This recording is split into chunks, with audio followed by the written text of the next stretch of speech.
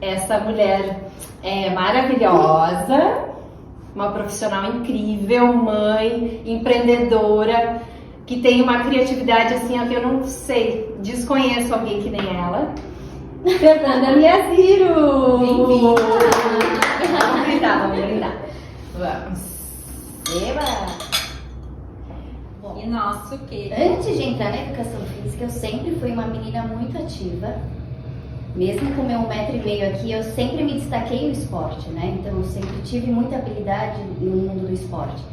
Então isso foi a minha paixão logo de cara, assim. E foi por isso que eu busquei a educação física, mesmo meu pai, um dentista, pensou, nossa, vai ser formada, né, professora de educação física, mas eu fiz. E aí, então eu descobri esse mundo. No começo, confesso que me decepcionei um pouco, quando eu me deparo com o mundo da academia, porque eu fui para o mundo do fitness, então eu só me deparei com aquelas grandes academias, aquele culto ao corpo, a estética, e aí eu comecei a trabalhar com personal e eu, nossa, mas isso não faz muito sentido, né? Então, aí eu vou para um colégio, onde eu até conheci o Alexandre, fiz uma especialização em geronto, então aí o meu mundo muda a partir dessa visão do olhar para a pessoa mais velha. Então eu começo a seguir uma carreira onde eu vou para a linha do yoga, para a linha da terapia corporal e depois eu entro no mundo do pilates e enfim, e assim é a minha vida em relação ao movimento. E hoje trabalho com mulheres. Eu ia te perguntar isso, como é que tu chegou com essa ideia, porque a Fê tem um trabalho lindo, tirando as mulheres do sedentarismo, né, Fê? Então, assim, em que momento que tu sacou, assim, que tu enxergou essas mulheres, ou que, enfim... Então, muito em função do meu próprio sedentarismo. Eu acho que eu, como mulher, eu passo por uma fase em que eu me distancio do movimento, vou para o movimento do ser mãe, fico naquela função, imersa nesse mundo, e aí eu me desconecto um pouco. Não tinha mais o meu tempo, né? A minha prática. Porque é bem comum das mães, né? Então, acho que esse é meu propósito hoje, de trabalhar com mulheres sedentárias e fazer com que elas, principalmente, criem prazer, elas tenham prazer em se movimentar antes de qualquer coisa, antes da estética, antes da própria saúde em si, mas ter prazer em se movimentar. E perceber que existem muitas possibilidades e que o movimento ele é uma ferramenta de autoconhecimento também. Então essa é a minha bandeira hoje. Então foi muito em função da minha experiência, do próprio sedentarismo meu, da minha do meu autodescuidado, né, desse momento meu. E então hoje eu vejo que nós mulheres, a gente passa por momentos em que a gente foca na carreira e aí para de ter esse momento de autocuidado. E aí depois eu entro no processo da mãe, eu só olho para os meus filhos e cuido dos outros. E de repente bate os 40 anos e eu me vejo e falo, opa, alguma coisa está acontecendo aqui comigo, né? Questão do mau humor, questão da impaciência, do próprio corpo que muda. Eu olhava pro meu corpo e falava, gente, eu tô outra pessoa, né? Sim, o corpo que se movimentou, né? O corpo que se movimentou o tempo todo, então era um corpo mais, né, sem músculo, magrinha, um corpo totalmente curva C, como a Alexandre fala, né? Muito voltado para a mãe, para o ser mãe. Então aí aflorece isso e hoje há 1 ano eu desenvolvo esse projeto e já são 70 mulheres que eu tô guiando. Então, acho que... E hoje tu encontrou com uma aqui, né? Uma aluna tua aqui. Sim. Muita gente de Porto, muita gente do Sul, muitas mulheres do Sul. Olha, e aí fica naquele contato só online, e aí se encontra assim, pessoal lindo, né? Sim, foi muito legal. E começou 100% online? 100% online. Você já tinha algum conhecimento sobre isso? Sim. Tava no teu plano ser online? Durante a fase minha da maternidade, eu não estava atuando presencialmente mais como professora. Mas eu sempre tive essa veia de ficar buscando, eu sempre tive uma inquietação do que eu poderia me movimentar, né? Porque o movimento não é só físico, né? Mas eu tinha esse movimento de algo novo, algo diferente. E aí até que eu caí no mundo do marketing digital e fiquei apaixonada e percebi que ali seria um caminho. Nisso, como parceira do Alexandre, a gente focou nesse mundo do marketing digital. Então, durante 3 anos, a gente vivenciou como parceiros mesmo o mundo esse mundo digital. E aí, esse ano de 2022 foi quando eu volto, eu retomo, né? Então, eu estava parada, não estava atuando. Desculpa, 2020, eu volto a dar aulas para a Monja, né? Uma aluna minha. E aí, de forma online, porque a gente estava no meio de uma pandemia. Sim. E eu, caramba, como que eu vou atuar com uma pessoa de 76 anos de forma online? Mas era o único recurso que eu tinha, porque realmente eu não ia abrir mão de estar com os meus filhos no meio da pandemia, dando aula presencial. As histórias do online são muito parecidas, né? Vocês já estavam, então, vivenciando o online, né? Sim. É muito doido isso. Acho que a gente entrou mesmo em 2019. Foi quando eu já começo a estudar. Sim. E aí a gente embarca mesmo e acredita. E na pandemia, quando estoura, a gente já estava à frente de... Já estava acontecendo. Então hoje, por exemplo, eu tenho mulheres, muitas mulheres, Portugal, Espanha, Estados Unidos, Alemanha. Então mulheres que estão lá, brasileiras, num outro país, que tem dificuldade de se movimentar, porque o país é frio. Né, tem essa questão da temperatura, do sair para um ambiente de academia, que não é um ambiente, vamos dizer, convidativo. Existem muitos bloqueios, as mulheres têm muitos receios e muitos traumas em relação ao movimento, né? E eu acho que o online, ele fez com que, no meu caso, tá? Essas mulheres, elas se permitissem a praticar sem o olhar do outro. Elas estão praticando e elas estão se observando. Então, elas não têm como estar desatentas.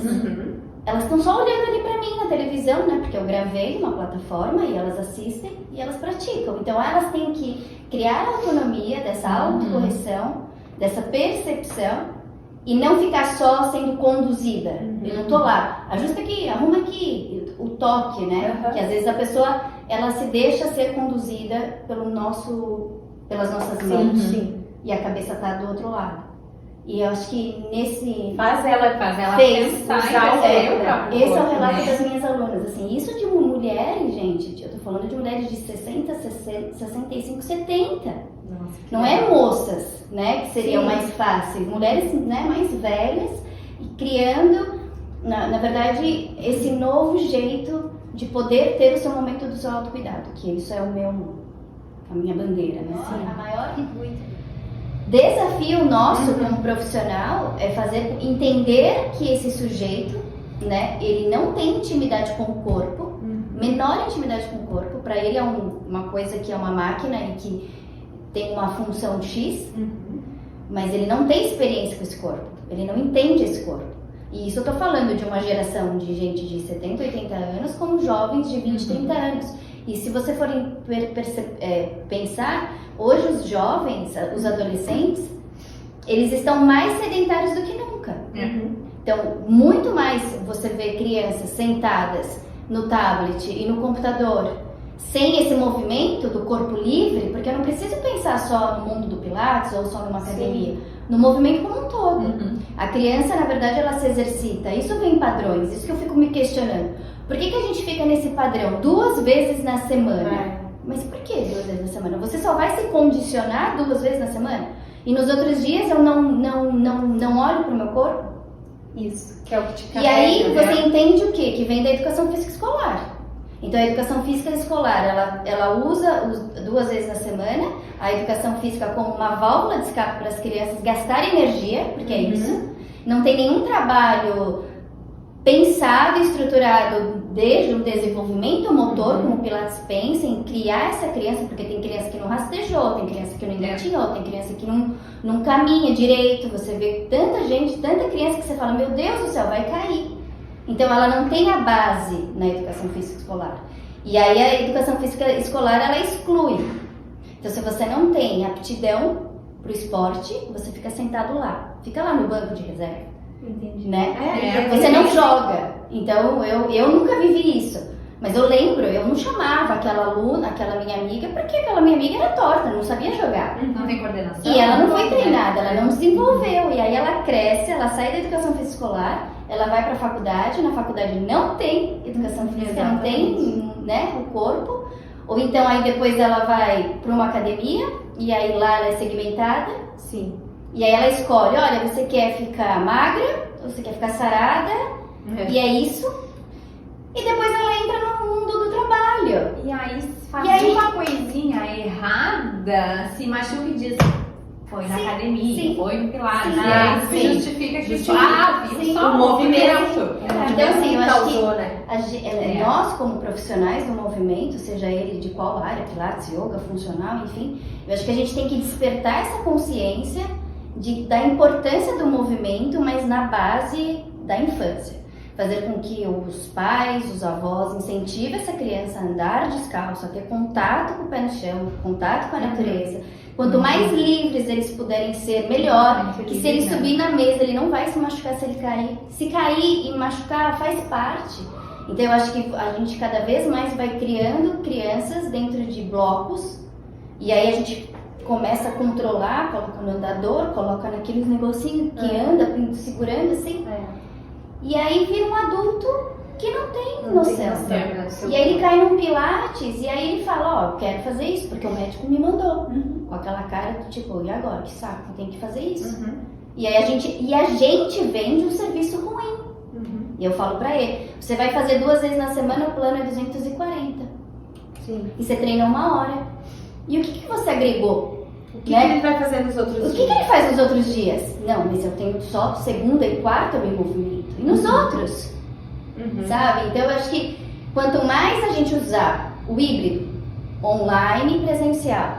Porque o online, gente, todo mundo tá o tempo todo no WhatsApp, o tempo todo na internet, na rede social. Então eu acho que se os profissionais entenderem que eles podem educar o cliente dele para ele ter uma vida, do mesmo jeito que a gente fica com um aplicativo em que fica contando passo, quantas horas você dorme, bebeu água, né? Eu acho que a gente pode criar formas de fazer com que eles despertem para o movimento. Meio que automatizá-lo, sabe? Sim. E criar meio que aplicativos para eles. Ah, legal. E aí aquilo vira um hábito. Eu acho que as pessoas elas têm que construir esse hábito. Porque elas não construíram. Elas não constroem. Exato. Elas só vão treinar 2 vezes na semana. E nos outros dias da semana eu não quero saber do meu corpo. Então eu acho que a minha busca, assim, e o que eu entendo hoje é dessa construção desse hábito de se exercitar todos os dias, nem que seja 30 minutos, para que ela perceba que ela pode mudar padrão de pensamento, comportamento, de uma ação, de uma observação, de uma, sabe, de um mau humor de manhã, se ela, cara, sentar e fazer isso aqui, ó, respirar e pronto. Muda o padrão, né? Muda. E a gente não consegue. Eu acho que os profissionais também têm um pouco de medo de dar essa autonomia para o aluno, do medo de perder.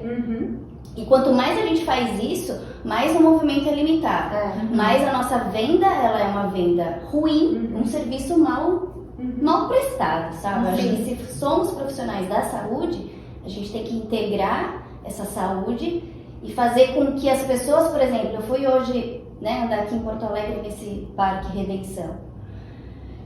As pessoas estão lá, né, no ar livre, tá? Mas elas estão sentadas, tomando, elas não brincam. O adulto não consegue brincar com o filho, ele não se movimenta. Você vê a criança que vai correr um pouquinho, mas ela tá lá parada. Sentadinha. Hoje eu moro na praia e eu vejo, as pessoas chegam nos quiosques, elas sentam e elas sentam. E vão consumir alguma coisa. E ficam lá com os engradados delas, bebendo. E aquele corpo, e eu falo, gente, e aquela criança que tá ali tomando a Coca-Cola dela, com 7 anos, e ela também não tem vontade de se movimentar. Sim. Porque vai acomodando naquilo e não...